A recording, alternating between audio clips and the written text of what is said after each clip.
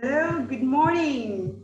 Good morning. Thank you for joining us today on our webinar, Propcom Mai-Karfi's Approach to Climate Smart Agriculture.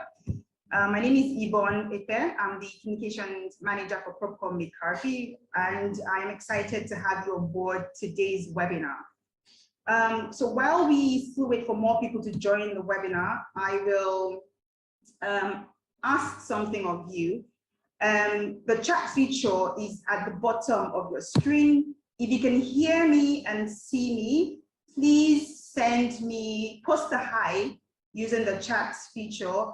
If you cannot see and hear me, please send a no in the chat box. This is just to make sure that we are transmitting. Perfect. I see some people already sending in messages. Thank you very much, guys. So all through the webinar, as the webinar progresses, please just send me a message in the chat box if you're having any challenges, and then we will try and see how we can, resolve it. Fantastic. Now, moving on to another housekeeping rule. The Q&A feature, the question and answer feature, is also where your chat feature is.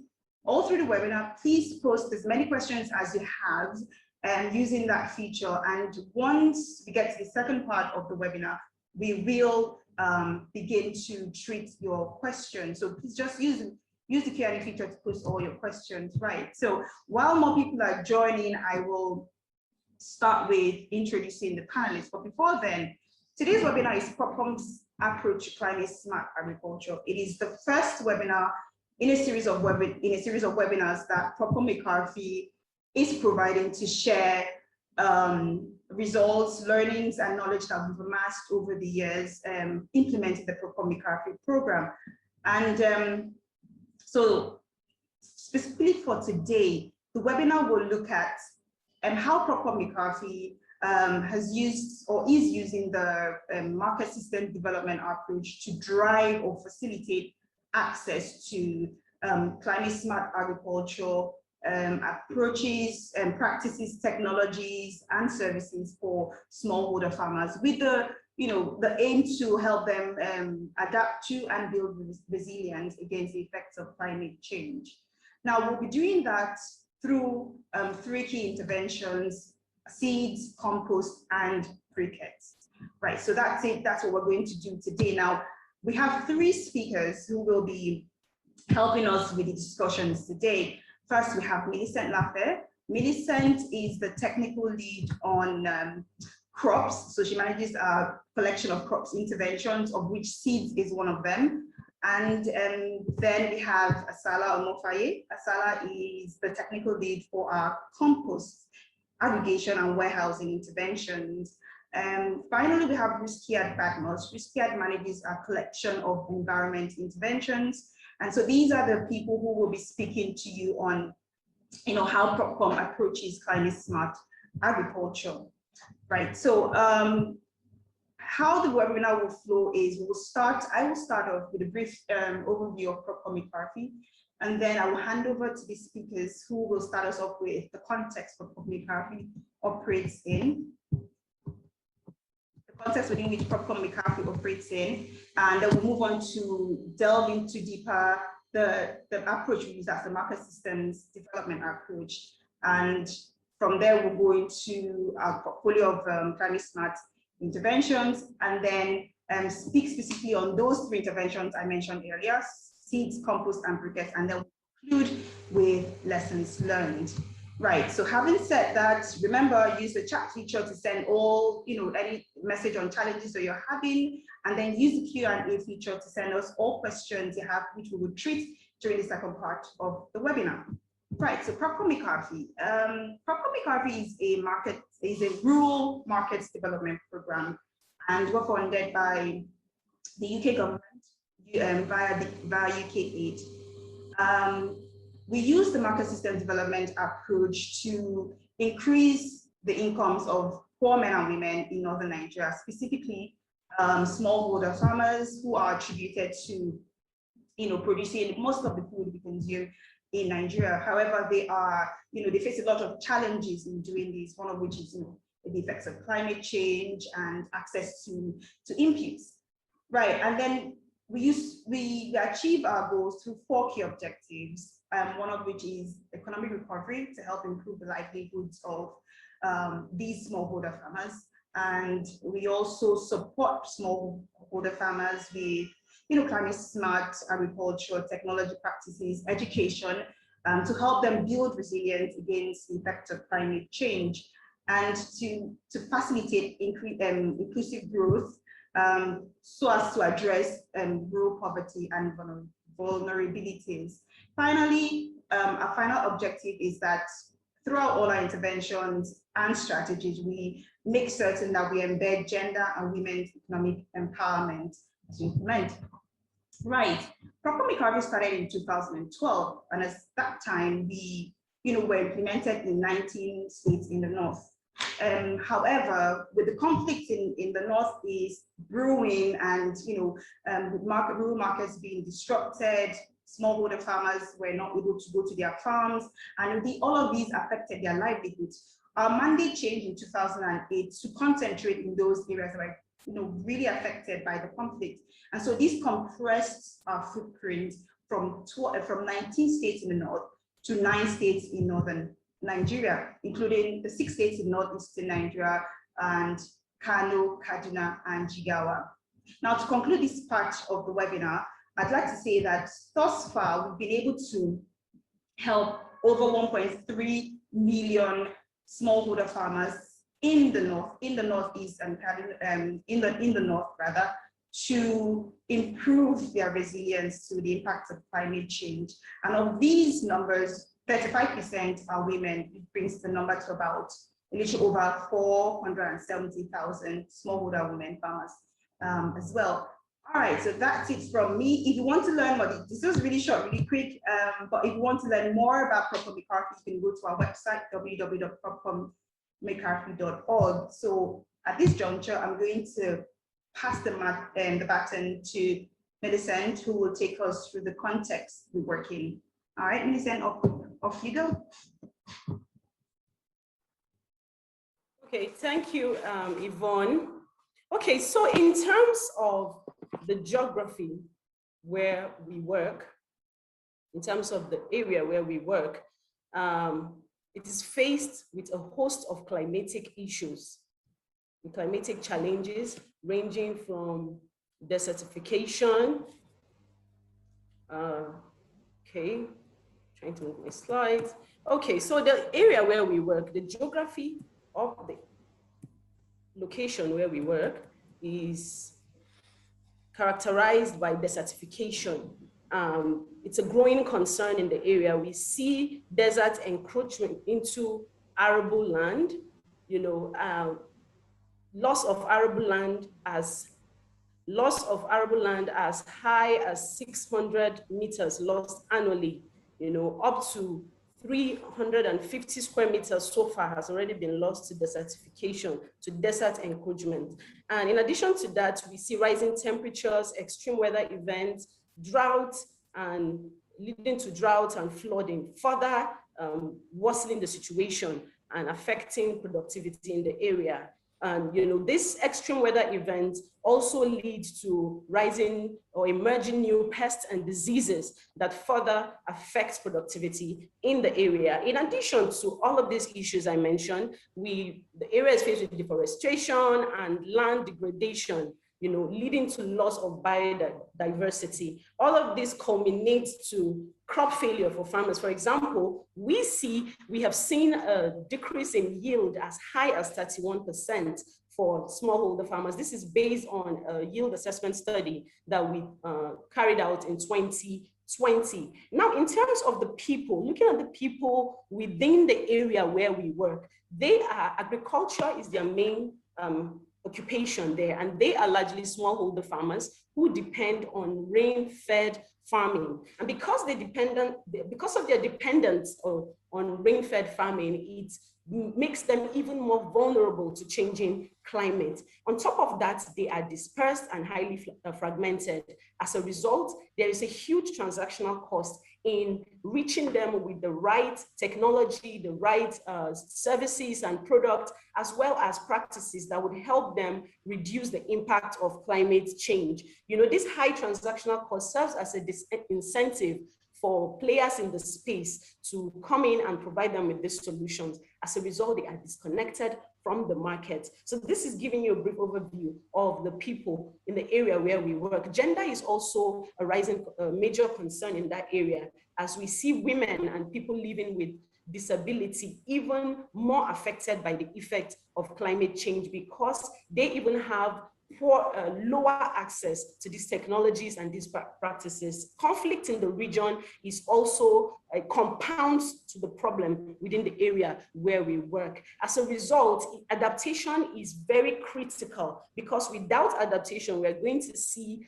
loss of GDP for the country, not even bringing it back to the individuals in the area where we work. If adaptation is not achieved, we're going to be seeing, already we are seeing loss in yield, in productivity, poor nutrition, loss of livelihoods, and even food security of the nation will be affected. So therefore, this the challenge is on development programs like ours to provide climate smart solutions that would, you know, address these issues in a sustainable manner. Now, looking about our way, so how do we drive access? How do we drive climate smart agriculture in this area? So for Propcom Mai-Karfi, we utilize, there are several development approaches, but for Propcom Mai-Karfi, we use the market system development approach. Essentially, what that means is we try to use the system, you know, we stimulate the market system so that it works for the poor. Now, let me put this in perspective using an example.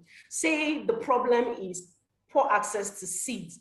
If the problem is poor access to seeds, the conventional approach, you know, having understood what the problem is, will now ask, how can I solve this problem of access to seeds? How can I make seeds available to smallholder farmers? So the conventional approach would jump in and fill in that gap by providing seeds to farmers. However, in tackling in implementing climate smart agriculture, Propcom Mai-Karfi does not go and close that gap or provide the solution to these problems. What we do is that when we understand the problem that poor people face, we ask, why isn't the market providing solutions to these problems? We dig deep into the market system to try to understand, you know, keep asking the why question. Why isn't the market system working for the poor? Until we're able to dig deep to understand the problems around, you know, the market system. So we look at the poor and their context. We look at the poor and their context. We look at the issues around that are faced by the poor. We look at systemic constraints.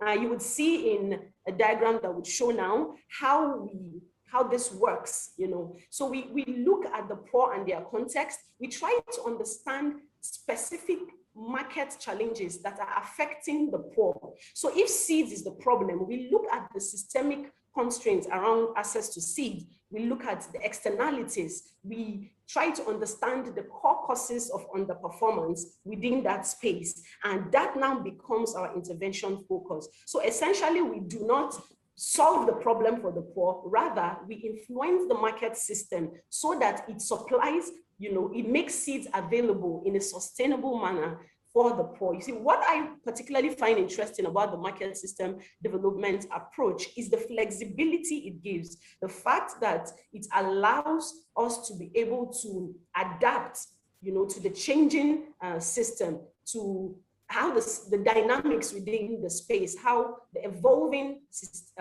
system, you know, we're able to adapt the intervention focus to continue to focus on those key issues that would lead to systemic change so that the problems that the poor people face are addressed sustainably. The following slide would give you even more details on how practically we grow access. So what we do is that we grow access through 3 approaches. Firstly, we use research.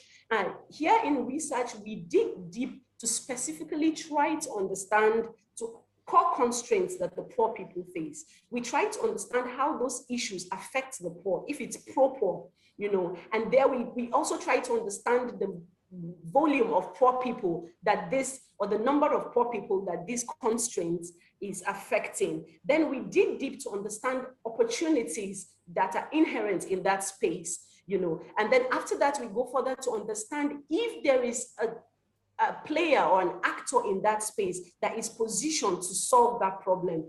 Then we go to design. Here it is, for design, it's basically about designing models, business models, developing bottom of pyramid strategies that is hinged on business models. So here we try to, at this stage, we try to design models whereby all the players involved have clear incentives that would help them drive these models. Then we go further to execution. And in execution, Propcom plays a facilitative role. In driving climate smart solutions, we use these models that we have designed, utilizing some facilitation tools to basically pitch this model to private sector players and other players that are positioned to solve these problems. So we use this tool sometimes through linkages, through de-risking, through training or capacity building, or even a mix of some of these tools. We use them to pilot the model. It's all about, at this stage in our execution phase, it's all about,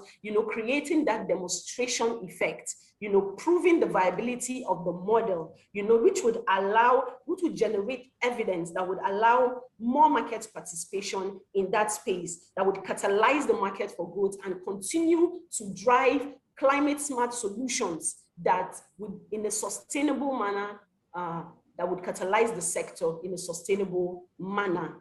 So this is essentially what we do and how we do what we do. Looking at our climate smart portfolio, we have designed several interventions that speak to each of these pillars. Some of our interventions are designed to increase yield and income, or productivity for the farmers. Others help in reducing greenhouse gas emission, and also generally creating that adaptation for smallholder farmers against climate change. In a few moments, we are going to take you deeply into our portfolio. We'll look at some examples of how we use the market system development approach to drive access in this space. Now, I'm going to start off with our intervention in seeds. So for the seed intervention, what we have done, the focus of the seed intervention essentially is creating or facilitating access to the right type of seeds. So access to the right type of seeds is critical.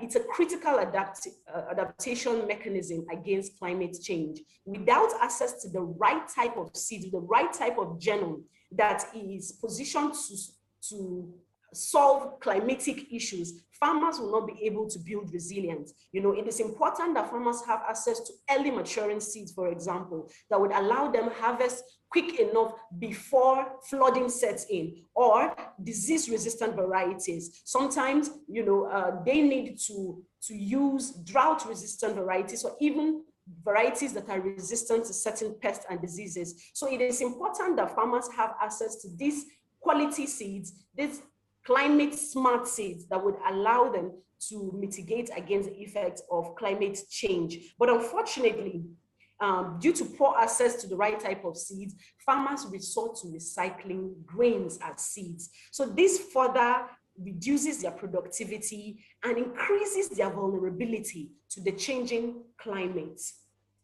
So how do we intervene in the seed space? So what we do, basically, we started by research. At this phase, we try to understand what are the core constraints and how do they affect the poor. So the core constraints include limited supply of locally adaptable seed varieties, as I just described, poor distribution channel is also a major concern that is driving poor access to seeds, along with limited knowledge of GAP, which is largely as a result of poor extension services within the space. So what are the opportunities we saw? Digging deep to understand these problems, the opportunity we saw was to bridge supply through creating that last mile channel that would allow farmers in their rural communities access seeds, the right type of genome, the right type of materials that would help them adapt, as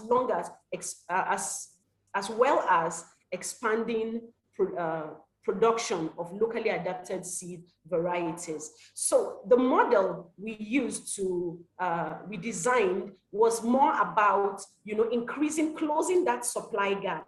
If you look at this circle in the image in front of you, you would see that that was the chain. That was how the distribution chain looked like before the seed intervention. The seed companies, because of the high transaction cost of reaching rural farmers, they stop at the major seed distributor level. These major seed distributors are usually located in urban areas, and thereby there is a disconnect between them and the rural farmers, the bottom of the pyramid, which happens to be a huge market, by the way. So what we did in this model was basically to close that gap by creating a last mile channel called the Rural Seed Promoter Channel. The Rural Seed promoters were already existing entrepreneurs within the rural communities. So what we did was to offer that linkage through facilitation, whereby the seed companies are able to offer these rural entrepreneurs the right type of training on product, as well as on good agronomic practices, so that they can access the seeds from the major seed distributors and then sell to farmers in their rural communities. We also contributed by increasing, seed availability through community seed outgrowers. By doing that, access to the right type of seed, is achieved to rural farmers. You can see at every stage of this model that each of the players have the incentive to participate, as well as the incentive to continue to drive this model, because they are making money at each stage of this business model. So in execution, what did we do? Our role was basically facilitative. Our role is always facilitative. That is what the market system development approach does. So we essentially provided technical support to the partner, that is Premier Seed in this case. The partner, we also provided de-risking in the form of cost sharing, to pilot the model. The partner in their own, the partner's role was now to invest in piloting this rural seed promoter model, which they did in 2018, I beg your pardon, which we did. We piloted the model in 2018 and tested the viability and profitability of that channel. Because of the increased sales that the market share that the Premier Seed experienced, we decided to scale up together in 2019. And currently, where we are right now, we are at the phase where from 2020 to present, the partner continues to implement this model, not just implementing the model, but rolling it out, unsupported, without any financial support. The partner continues to roll out this model to other locations. So what has been the outcome of the seed intervention? So through the seed intervention, we have seen increase in the volume of seed sold to rural farmers. Before the seed intervention, rural farmers were not able to access seeds. But between 2018 to 2020, we have seen up to 65 metric tons of improved seeds, of climate smart seeds, reaching rural farmers. All of this was just, we started at the pilot phase with 75 rural seed promoters, and these rural seed promoters, or RSPs as we call them, grew in numbers to 275 in 2020, and were able to sell this volume of seeds, not just seeds, any type of seed, but quality seeds that is helping farmers to adapt to climate change. And through the community seed multiplication, by expanding production, over 600 metric tons of seeds has been sold to rural farmers. We have seen an increase in income for smallholder farmers of over 2.5 million pounds, but more importantly, through the seed intervention, we've seen that catalytic effect, whereby the seed companies are able to own these models, and not only owning the model, we've seen crowding in, other players in the sector like Techniseed and Gilma Seeds, crowding in and leveraging on this channel to sell seeds to farmers, and so that is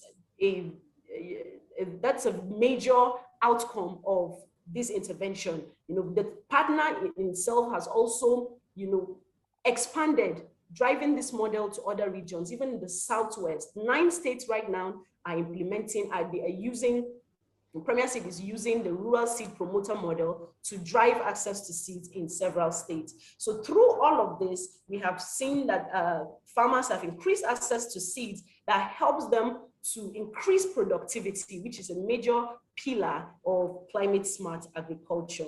So I would allow my colleague to continue with another example of our intervention in climate smart agriculture. Thank you.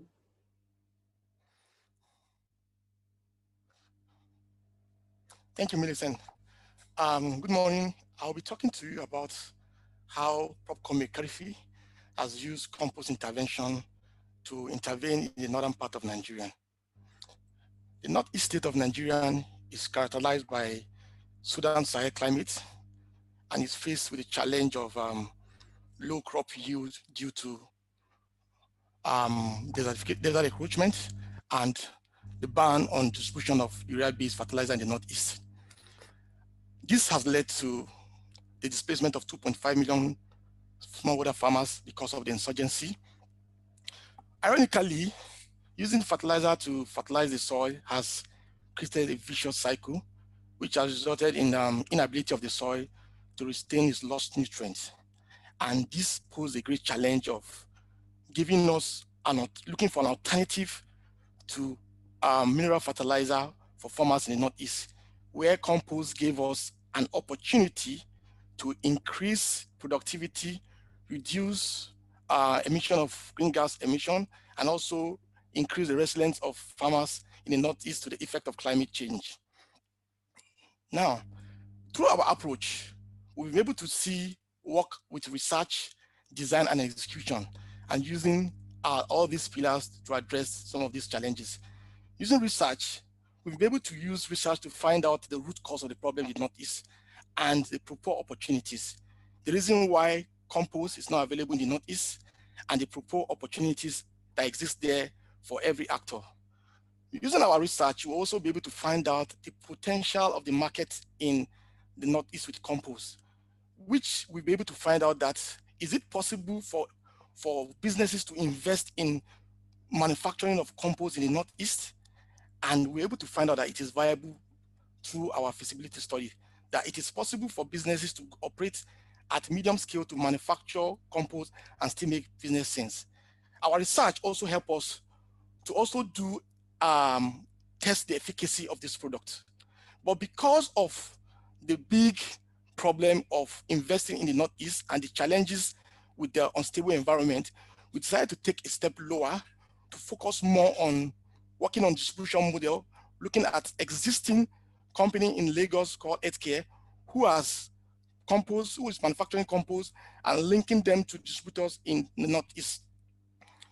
Next, we went into a pilot where we pilot with this company identified in Lagos manufacturing a product called Compost Plus.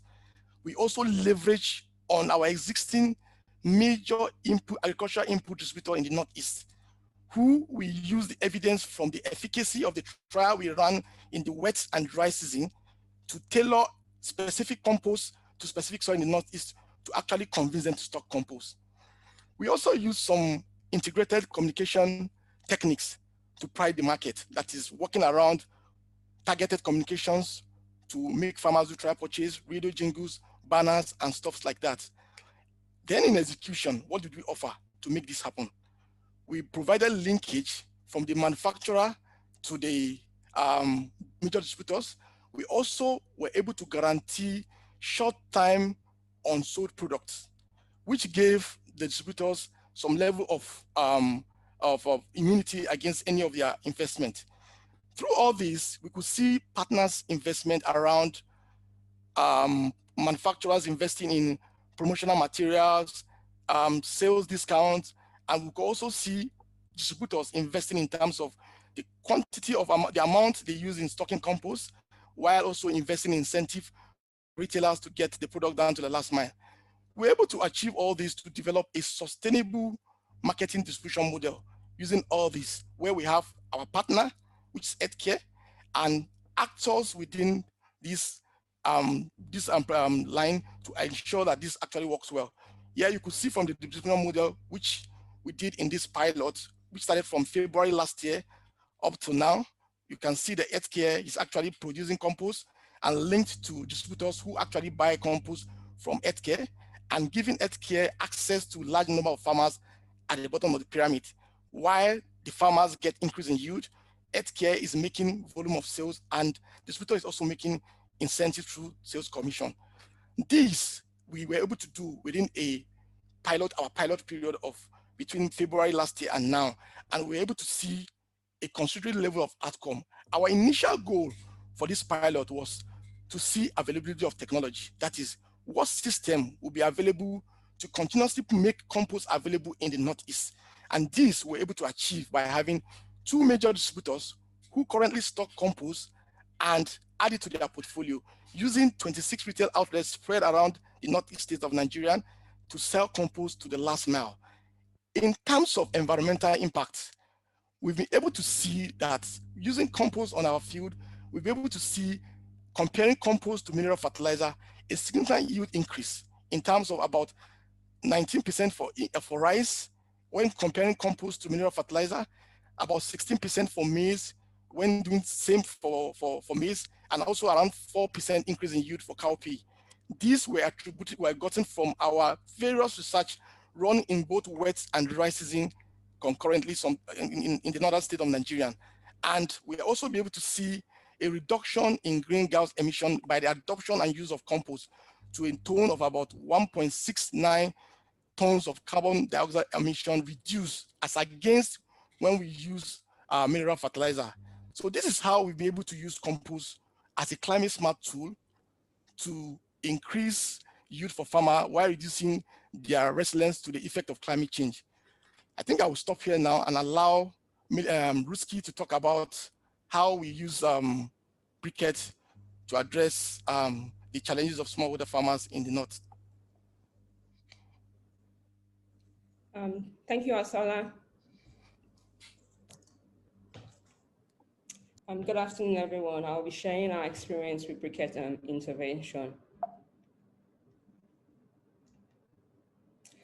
So 183 million Nigerians have no access to clean cooking. 62% of Nigerian households cook with firewood. Smoke from this firewood cooking leads to about 4 million premature deaths. This leaves women at a disadvantage because women do the cooking at household level. So as Propcom Mai-Karfi, what did we want to do? Our goal was to provide clean alternatives to cooking, and using our way and our research, what did we identify? We identified that there was unavailability of clean cooking and efficient fuel. We identified that there was limited knowledge and capacity on production of alternative clean cooking fuel. We also identified that there was limited knowledge on investment, income, and business opportunities in the efficient cooking fuel market. What was the opportunities that we were able to identify within this space? We saw that briquette burns faster and briquettes also costs lesser. We also saw that briquette saves women 50% time in cooking.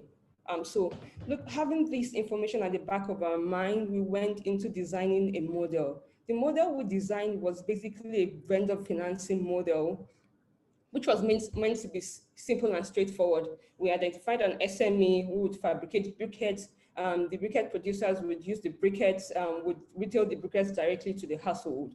As you can see on the screen now, what we have here has evolved and has changed. What has happened that has changed is on the lower side of the ecosystem. Seeing traditionally farmers are involved in the ecosystem now. Traditionally, farmers would allow their agricultural waste, they'll either burn it or they use it at landfill. Seeing that this agricultural waste is raw materials for briquettes, it now has value. So farmers are selling this agricultural waste to briquette producers, while briquette producers on their own felt that instead of doing direct delivery, they've created a retail channel engaging women sales agents who are the ones that the retail briquettes to at a margin, and the women also sell to rural households. So that's how the model has evolved from our initial thought of just the SME, the major SME, the fabricator providing finance for briquettes, then briquettes is produced and reaching down to the household. In terms of execution, what did PM, Propcom's Mai-Karfi role, I'm going to talk to some key things from our facilitation roles and our partners' actions in this space. One key thing that we should, one key experience I wanted to share here is that in terms of de-risking, our SME partner took 65% risk by fabricating the briquette. It was also opened to accepting payments in kind instead of cash.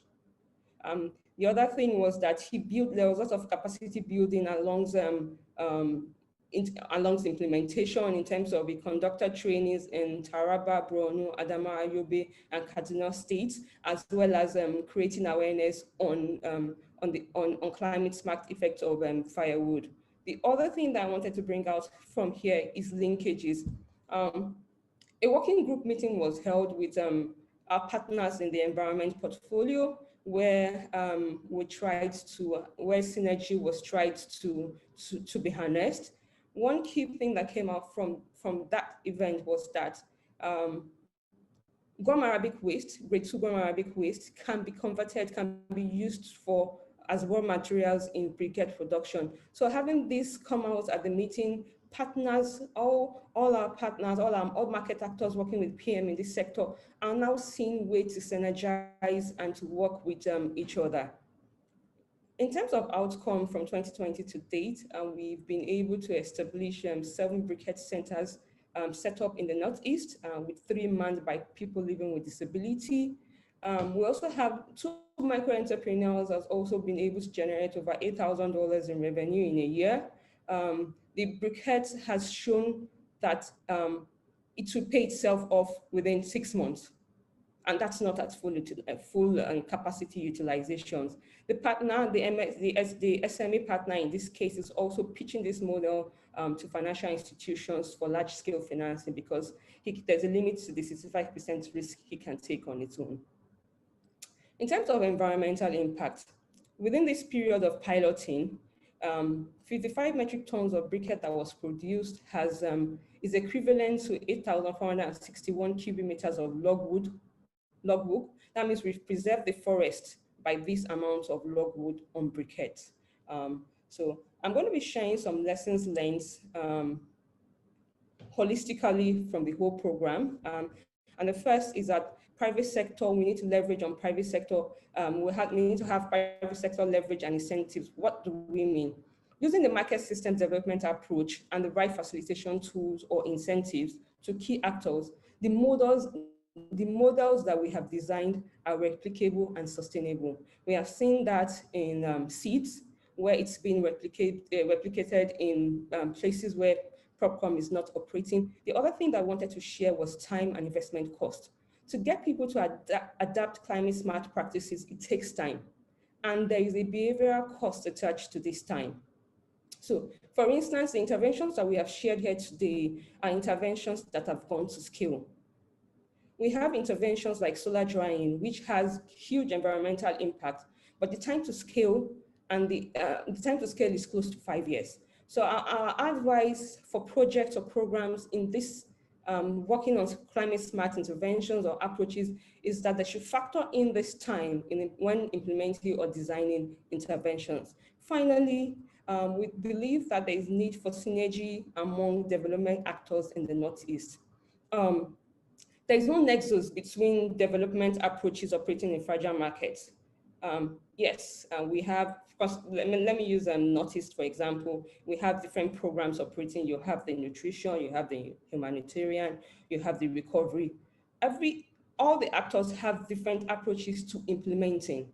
However, if perhaps we can see how our approaches can be complementary, that we may move away from distorting the market. It's a food for thought that we think we should share, and we will leave it to the House. So thank you, everyone.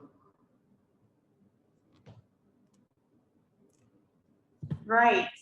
Thank you so much to all our presenters for your riveting presentations. And we've gotten to the point where we, should be taking questions. However, I want to clarify a few things. I want to make some clarifications with the compost presentation. Now, during the compost presentation, the presenter said that the pilot was done in 2020. However, just to clarify that our partnerships began in 2021. So we had our dry season pilot in this year, in 2020 and not 2021 and not 2020. And just to also clarify that in this slide, it's actually trial plots that we're talking about and not trail plots. I've changed it. So we demonstrated the efficacy of compost plus compared with mineral fertilizer by putting together some trial plots. And as you can see from the slide here, we had some improvements when you compare rice with the other rice, cowpea, and maize compared with compost plus and mineral fertilizer, right? So just to recap, you've seen that Propcom Mai-Karfi has been able to, build the resilience of our beneficiary smallholder farmers. Over 4 million farmers have had their resilience built, and of that number, 35% are women. However, this has not been without challenges, as you've heard, such as being able to identify the right kinds of partners who are rightly incentivized to want to go into partnership with us. And as you've learned, there's still a gap when it comes to finding the right synergy among the development players that are implementing programs in northern Nigeria, particularly the Northeast. It's when we find that right synergy that we'll be able to get some of these interventions to be sustainable and maybe bridge some of the gaps that we've identified. Now, we've come to the stage where we want to start tackling your questions, and I have a question here that I am going to read out. Oh, it's actually been answered, but I'm going to read it out anyways, so that everybody benefits from the answer. And so Julian says thanks for the presentation, and his question is this: how many farmers are using this purchased compost? How much does it cost? And that's Propcom Mai-Karfi, has Propcom Mai-Karfi looked into on-farming composting? So I'm going to allow Asala to answer this question. All right, thank you, Yvonne. On your question, Julian, okay, so for this pilot, our major goal was around making the product available in the Northeast, which we started in February, because if we don't have the product in the Northeast, it's a relatively new product and a relatively new technology that farmers there have not started using. So our goal in the pilot, which we started, is to make it available in the Northeast and make it in the shelves of the major distributors and retailers. However, we've been able to achieve that by also getting some significant number of sales within this short period of about 700 farmers, with about 1,500 bags sold. And it costs, a landing cost about 3,800 per 50 kg bag of the compost down to the farmer. We are also looking at the issue of on-farm composting, even though we have some challenges with the time frame, because it takes some time and availability of raw materials is in abundance in the area where the present manufacturer is, which is in Lagos, as compared to the north. So those are some of the things we're also looking into. Okay, thank you very much for that, Asala. We still have some time left, so if you have questions, please send your questions, post your questions using the question and answer feature. Yes, so Julian says thanks for that answer. You're welcome, Julian. Right, so I'm just waiting to have some more people answer and sending their questions. However, just to proceed, if you haven't registered for any of our other webinars, remember at the start of this webinar, I said today's webinar is the first in a series of webinars that we'll be providing. So if you haven't registered for any of the other webinars, please go to the link on the screen where you can get more information about upcoming webinars, and you can register as well. All right, doesn't look like we have any more questions. Oh, okay, look at that. So a few more questions have come in. So Olufemi has a question for us, so I'm going to read it out. It says, looking at climate smart solutions to the Northeast, devastating land degradation and leading to huge yield losses for smallholder farmers, compost plus fertilizer and special seed OPVs, I'm not sure what that is, are preferred as solutions to these challenges. Have you attempted knotting the fertilizer and seeds to insurance as an attached package for the farmers' holistic trusts? So yes, so I'm going to let one of our admins answer that. So yeah, go on. Hold on, I'm just trying to unmute. All right. Just bear with me, we're having some technical difficulties. Millicent and Asala, can you guys help Olufemi with this question, please? I could jump in if you want. Oh, perfect. Please go on then. So let me just quickly introduce the person that is talking. This is Ogana Ubebo. She's the Deputy Team Leader for Propcom Mai-Karfi. So she wants to jump in and answer this question, just to give presenters a bit of a break, I guess. So please go on then. Hi, the short answer to this is no. But the more complex response is the fact that we recognize the importance of seeds, fertilizer, as well as crop protection products as important elements that is required to drive productivity. Hence, we try as much as we can to drive the commercial access to all of these commodities within the regions where we work. Like the presenter said, what we've tried to do is try to grow the structures, the distribution structures that will routinely make these products available, whilst creating the awareness and the enabling environment around driving the introduction of new technologies that will help farmers adapt, and grow their capacity, to mitigate some of these effects. A good example is the fact that in the last 1 year, we evolved beyond just trying to strengthen distribution to look at how SMEs could produce seeds that are adapted to different locations.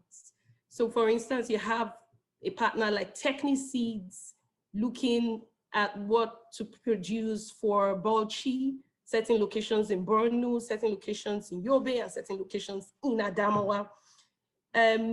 We are not really placed right now for those type of bundling, but the issue of insurance is really critical. We saw a lot of devastation.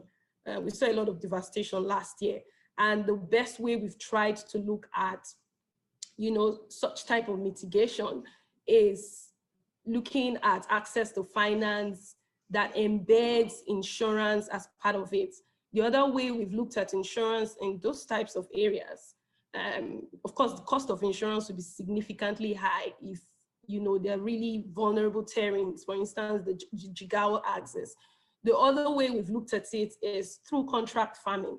So outside of what we have described to you today, we have worked within certain commodity value chain, for instance, sesame, hibiscus, and a few other crops like rice, where we've been able to facilitate value chain financing, and insurance is embedded into all of this so that the farmer has that holistic protection against the effects of climate change.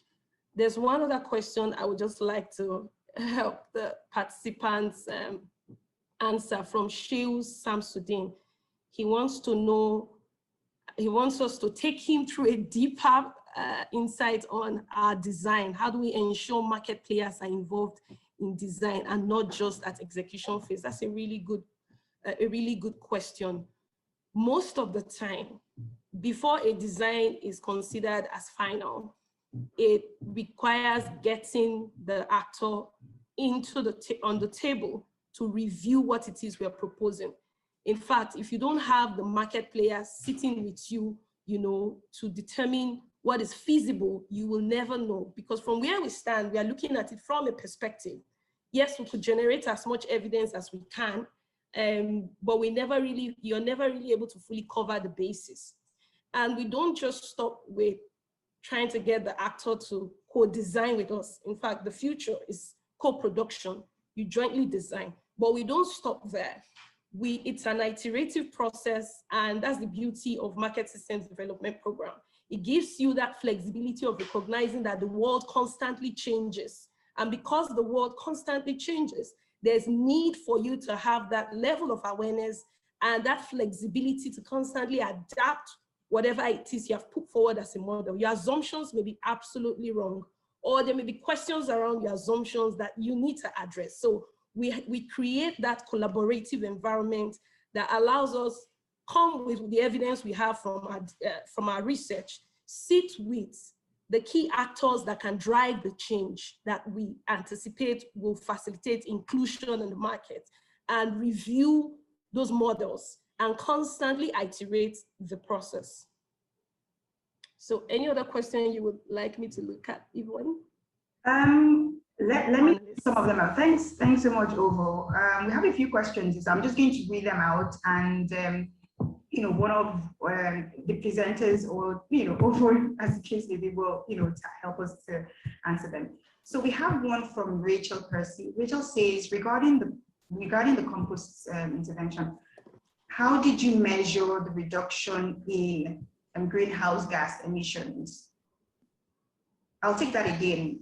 Rachel Percy is asking how we were able to measure the reduction in greenhouse gas emissions for the compost intervention. Asala, do you want to? Yeah, so thank you, Rachel. So in getting to measure this reduction in greenhouse gas emission is around the level of combustion gas emitted in composting itself, and when preparing the mineral fertilizer from production, and also on farm. So we looked at it in the area of like considering a 1 hectare plot of you use compost as against using mineral fertilizer on a hectare of using mineral fertilizer. So the comparison is around the gas emission in the production of the compost and the mineral fertilizer itself. Yeah. Okay, perfect. Rachel, thanks for that question. I mean, if you have a follow-on question, you can ask if you need further clarification, but I'm going to move on to the next question. Okay, Rachel says, thank you, Asala. So we'll move on then. We have one more question from Clint Smith, and he says, is the compost cost-effective compared to chemical fertilizer? Again, Asala, this question is for you, so over to you. Yes, it's actually cost effective, because if you look at what the landing cost of it is 3,008, and when you look at the volumes of quantity you require for 1 hectare, for example, maybe for a crop like maize from our trial, a conventional mineral fertilizer maybe require like 8 to 9 bags of mineral fertilizer, while with compost you were around 6 to 7 bags. Now, a average cost of a mineral fertilizer in the peak period of production is at average of about 9,000 naira, as compared to the compost, whose landing cost is about 3,800 naira. So you could see that it's actually cost effective for the farmer, and the yield is also a good one. And this is a two-way solution. It's also within the period of time will actually help the soil structure to be more to retain a level of moisture and change the entire profile of the soil.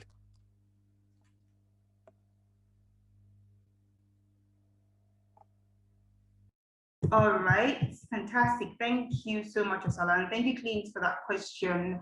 We still have like just 1 minute now. So Clint, let me do, send me a thumbs up if you're okay with the response, or send a follow-up question if you're wanting to go further with the explanation. Just to conclude that a recording of this webinar, along with the presentation that we've used today, will be made available within 24 hours at the link that you have on the screen. I had posted this earlier in the chat space, so you can also access it through there. Since no more questions are coming in, hold on. Okay, thank you, Clint. Clint says thank you, Asala, for the questions. Looks like he's satisfied. Right, so I want to say a very big thank you to our participants today, and thank you to the presenters and to Ovo for jumping in and helping us with some of the questions. We appreciate you, and looks like we're right on time. So we will bid you farewell, and until the next webinar, do enjoy the rest of your day, and we'll see you again for the next webinar. Thank you.